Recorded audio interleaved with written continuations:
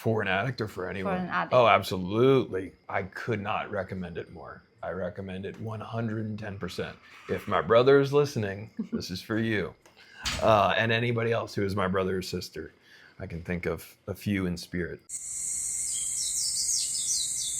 Hi, Andy. Hi.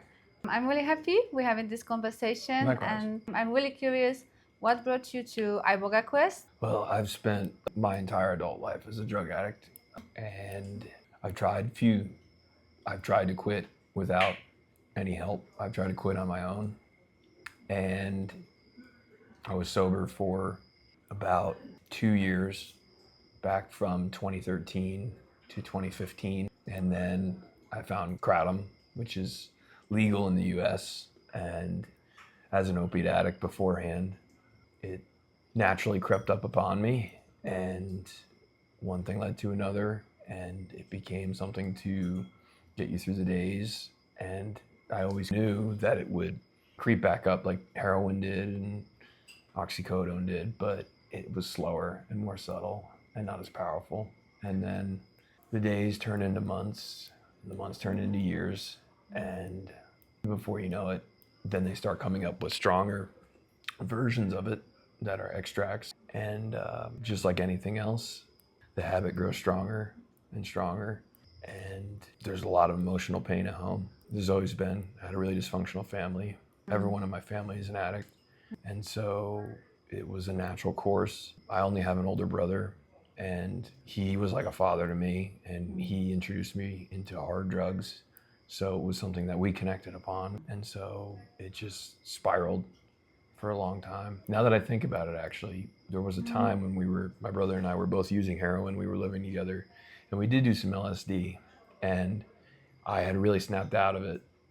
This was before I got sober the first time. Sorry, my order's a little mixed up. And I told him, when will it be enough? And I'll never forget the riddle of just one more time, then we'll get sober. We have this. And I could see it in his brain, the little monkey brain saying like, yeah, we got to stop, with tears in his eyes, but one more.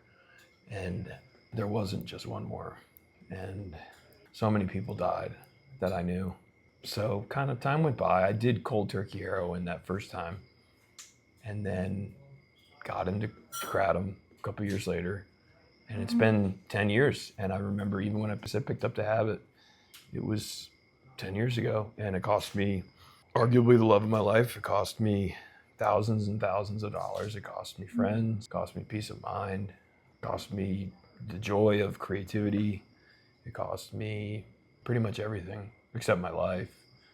Probably did a lot of damage to my body. I'm grateful I'm not dead or in prison, but if it was anything else, it still could put me. I could be getting a car crash and rot in a jail cell, and then just turn to heroin and die in a jail cell. And that's what I realized. I don't want to live like that. I don't want to die like that. So I guess that's how I got into it. A lot of family pain and wanting to escape that, for sure.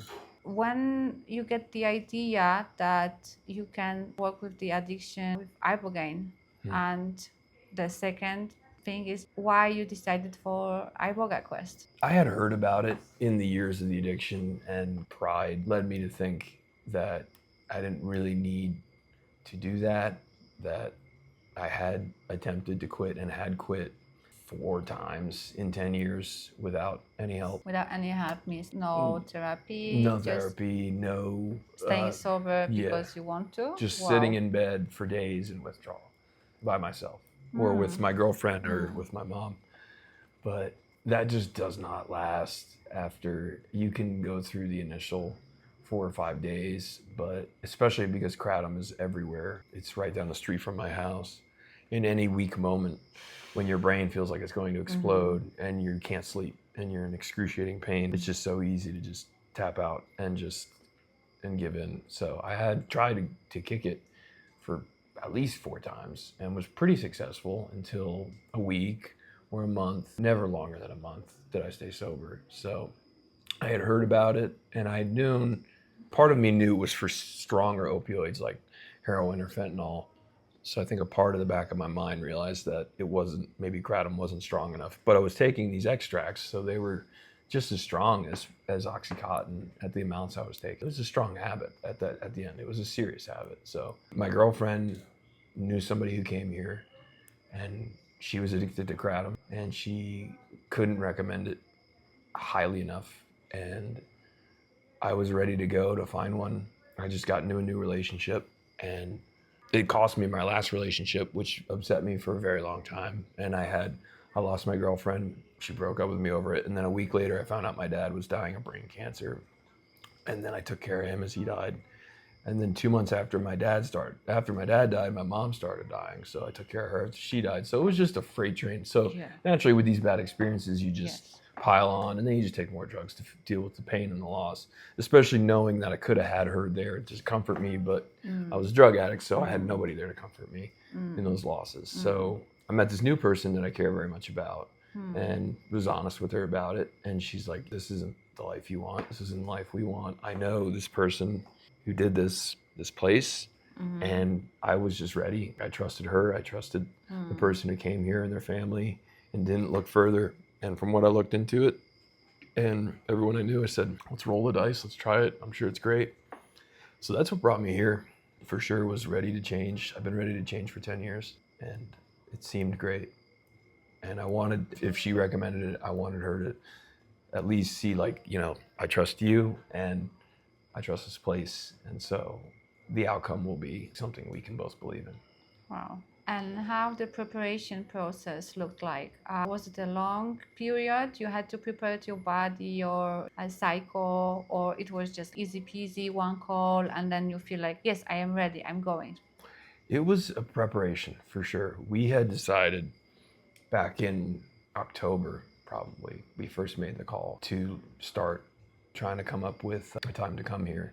And it's not like kratom will kill you, so it wasn't super, I had already been addicted. It wasn't fentanyl or heroin. It was like, I need to go now or I might die tomorrow. We came up with the time in the new year that would be good, prepared. I had to move to a new spot, and just other things going on, and winding down playing music as much, because I play music for a living, and that the drugs and the alcohol was burning me out. So I was just winding down from that and telling people, like, I need to walk away for a while and set my boundaries.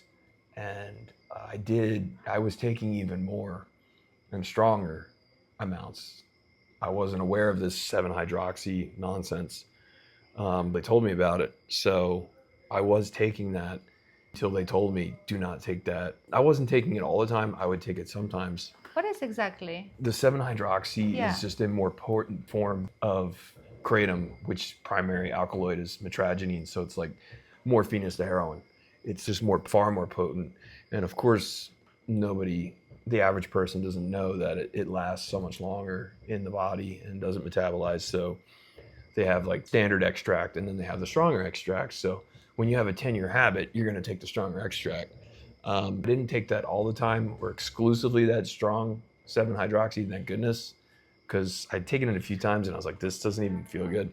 But once in a while, when you wanted to feel better than good, you would take it. November, December, I was like, no, I'm not at all. And I took months of just taking the regular old same stuff to ready myself. I was also addicted to caffeine and nicotine. So it was a strong habit, and it's just putting me in a zombie world. Brain stimulated, and kratom isn't like standard opioids that at least just relax you. Kratom just kind of makes you agitated, like just relaxed. And so it was not pleasant. And then being on stage, performing, just in this horrible headspace, just not fun. Yeah, it was like solid months of anticipation and preparing, and cutting down my caffeine to like 1 cup of coffee a day, cutting down the nicotine to just like a couple pouches, like basically the caffeine in half, the nicotine in 2/3, and the kratom down by probably about 30%. And when I got here, I took basically the last of it before I flew into Mexico City and was brought there. And then, I went to Juan's house, and he put me on some morphine pretty soon there once the withdrawal started. And morphine was for sleeping at night, and occasional oxycodone for the immediate withdrawals. And he did a fantastic job with that. Just change it. And it is so much easier. That worked for like the 5-6 days. Then we came here and took 1 dose of morphine and went into withdrawal and started the process. Have you ever attended on a psychotherapy? No. What was the contact with facilitators? It's fantastic. I did speak with Chris and Juan some, for sure. I spoke with Chris And primarily. Chris is a guy who was also Chris- addicted from opioids, Yes, right? that was exactly right. Chris Okay. especially, I have a very close connection to him. He is a musician and he's a severe opioid addict, like me. So he had reached out to me from the start, and I knew as soon as I talked to him that this is a guy I want to know the rest of my life. A guy who has been through hell and back and stays strong, a true role model to me. And the music still remains in him because it's such a big part of it.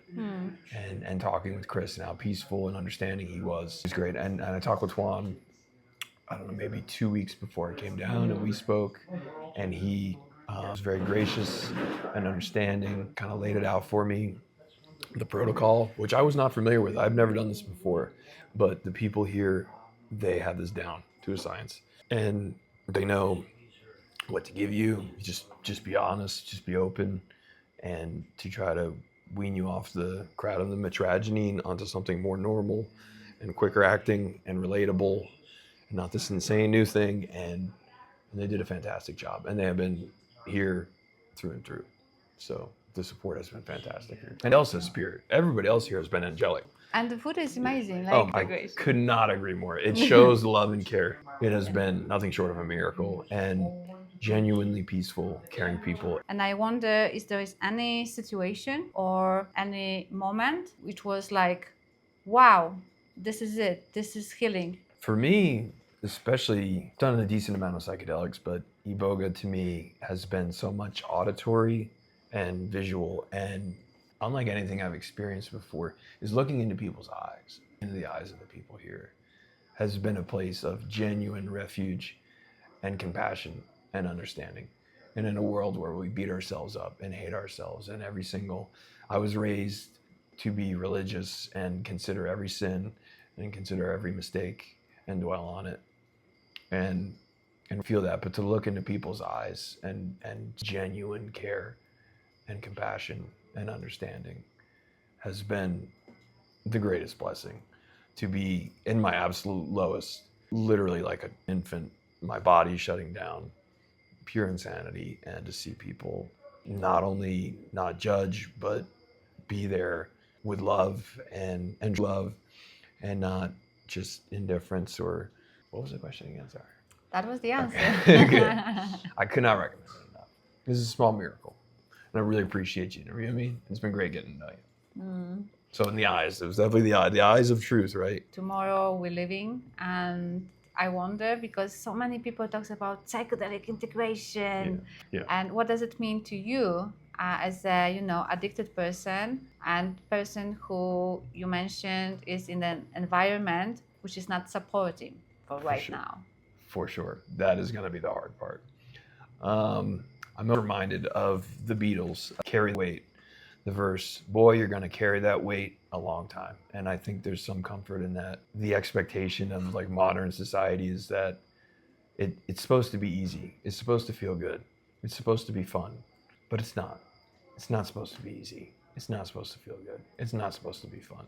And it was that exact attitude that brought me down so far, so long. So the integration will be the hard part. And I know what you mean. And I hear it, and I think a cliche because I am cynical. But for me, the visions that I've experienced, the understanding of the game, of the riddle of life, and so much of knowing and witnessing horrible things and true pain and suffering, and how blessed I am. I'm 34 years old. I have a pretty healthy body. I have everything I could ever ask for. What I first started hallucinating was realizing, like, why did they do this to us?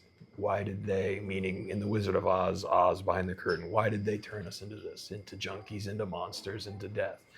But then later, the next day, I realized, why did we do this to ourselves? That's the scarier question to ask. So for me, that's something I'll always keep in my mind, is like, want to blame somebody else or fall into the old ways or start killing myself again. It's like, blame but yourself. You do this to yourself, so don't do this to yourself. I think I'm finally starting to understand what it means to like take someone else's place.